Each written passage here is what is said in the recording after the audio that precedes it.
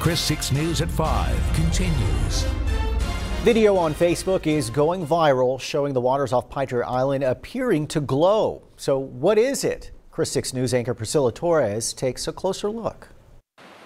Stretching from Port Aransas down to South Padre Island, flashes of blue light are appearing in the water. I was coming in to the marina, and then I turned around and looked out the side of my boat and saw the prop wash and just glowing blue water. Local fishing guide Renee Lopez says he was coming back from a fishing trip when he noticed parts of the water were glowing. I see it almost every year, but not as every year is different, and this year it was really intense.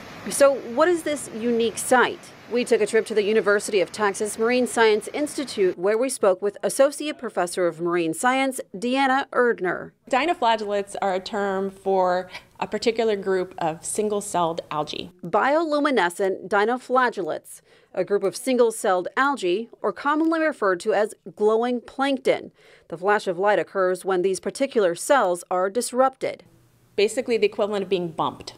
So if a person swims through the water and that makes the algae move, or if a boat prop goes through it, things like that cause the water to move, which causes the algae to move, which like sort of physically disturbs them, and then you get this production of light, you get this light flash. That's the bioluminescence. People have noticed the bioluminescence for a few days now. As for why we're seeing it now, Professor Erdner says it's hard to say, but adds it won't last for much longer. Get out and enjoy it when it's here, because again, these things don't happen all the time, but they're amazingly beautiful when they do.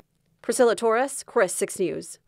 That is pretty cool. Now, Professor Erdner says that the bloom can have a reddish hue during the day, but assures us that it's not harmful and it's not red tide.